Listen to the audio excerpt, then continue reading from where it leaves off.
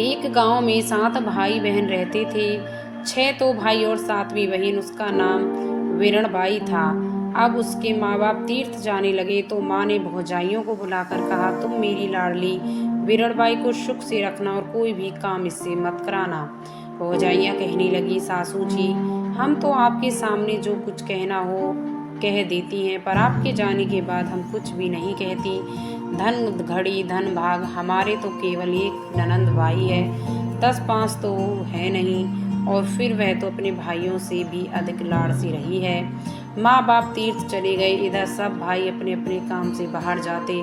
एक दिन सब भाई इसी तरह बाहर गए हुए थे। भौजाइयाँ बोली, चलो हम सब मिलकर पीली मिट्टी खोद लाएं। ननंद उत्साही थी, बोली, हाँ भाभी चलो जल्दी ले आएं। सबकी सब पीली मिट्टी लेने गई।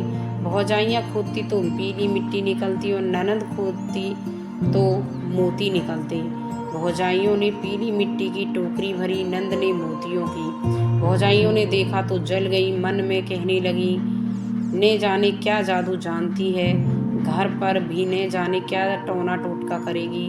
फिर वे कहने लगी, भाई तुम यहीं खड़ी रहो, तुमसे यह टोकरी नहीं उठेगी, हम अभी टोकरियाँ खाली कराएं फिर तुम्हारी ले चलेंगी। वे जाने लगी। विरण बोली, नहीं भाभी मैं भी चलती हूँ, उठा लूँगी इसे तो।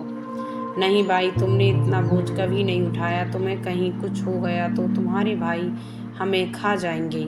तुम तो थोड़ी देर यहाँ खड़ी रहो, हम अभी आती हैं।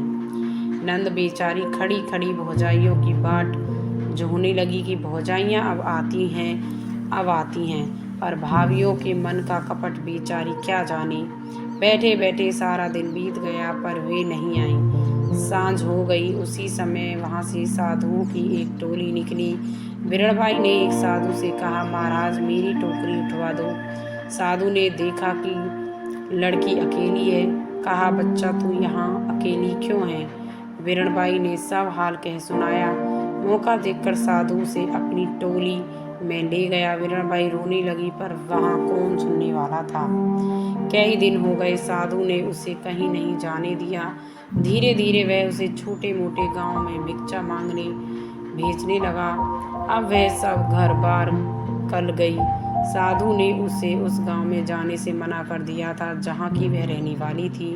उसने कहा कि उधर तुझे कोई पकड़ लेगा, वहाँ भीख नहीं मिलेगी। डर के मारे वह बेचारी उधर नहीं जाती थी।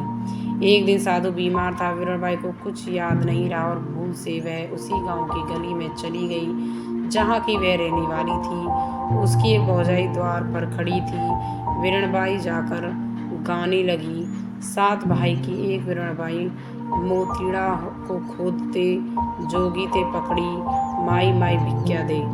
7 भाइयों की एक विरणबाई थी, उसे मिट्टी खोदते हुए जोगी ने पकड़ लिया, हे भाई भिक्षा दे। भाभियों ने उसे देखा तो ललकार कर भगा दिया। वह सब भाइयों के घर होती हुई आखिर छोटे भाई के द्वार पर पहुंची। वहाँ भी उसने यही गीत गाया। इतने में उसकी माँ सामने आ गई, कहने लगी, भाई तू क्या गाती थी, एक बार फिर से तो गा। उसने फिर से गा दिया। माँ की आंखों से आंसुओं की धार बहने लगी। विरण की आंखें भी डबडबा आईं। माँ सोच रही थी कि ऐसी ही मेरी विरणबाई थी, पीली मिट्टी खोदते समय खान में दबकर मर गई, क्योंकि भौजाइयों ने आकर ऐसा ही बताया था। माँ कहने लगी, बाई तू रोज आया कर, मैं तुझे अपनी बेटी समझकर खूब चीज़ें दिया करूँगी। विरणबाई को अपनी सब बात याद आ गई। उसने सारा हाल कहा तो माँ बेटी मिलकर खूब रोई। इस प्रकार विरणबाई फिर अपने घर आ गई। अब माँ बाप ने उसका ब्याह करने का विचार किया। उधर साधु को मालूम हुआ कि विरणबाई अपने घर चली गई है तो वह अच्छा होने पर वहाँ आया। उस समय विरणबाई की सगाई हो रही थी। साधु बोला, सगाई तो करो पर चेली तो मेरी है। जब उसका ब्याह हुआ तो साधु आकर फिर कहने लगा, ब्याह तो करो पर चेली तो मेरी है। ब्याह पूरा हुआ और विरणबाई अपनी ससुराल जाने लगी। साधु फिर आया और कहने लगा, लाड़ो तो ले जाओ पर चेली तो मेरी है। इस तरह साधु विरणबाई के पीछे पड़ गया। बारात घर पहुंची तो वहाँ भी साधु आकर कहने लगा, बारात तो आइए पर चेली तो मेरी है।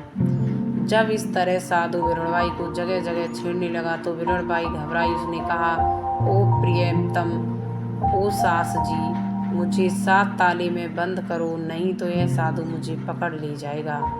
विरड़बाई को ससुराल वालों ने 7 तालों में बंद करके सुलाया।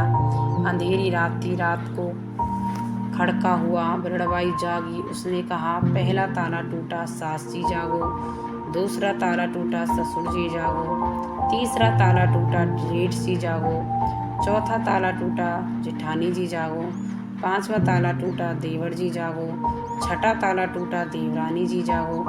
सातवां ताला टूटा, प्रीतम जी जागो। इस तरह वीणाबाई ने सबको जगा दिया। उसी समय साधु ने 7वां ताला तोड़कर वीणाबाई के कमरे में प्रवेश किया। सबने मिलकर उसे पकड़ लिया और उसकी ऐसी मरम्मत की कि फिर उसने कभी उस ओर आने का साहस नहीं किया। विरड़बाई अपने घर में सास ससुर की सेवा करती हुई आनंद के साथ रहने लगी। किस्सा था जो पूरा हो गया। सुनने वाले बूढ़े हो गए। तो दोस्तों, कहानी अच्छी लगी हो तो लाइक और शेयर करें। ऐसी कहानी सुनने के लिए चैनल को सब्सक्राइब भी कर लें और कहानी आपको कैसी लगी कमेंट में लिखकर ज़रूर बताएं। धन्यवाद दोस्तों, अपना ख्याल रखना।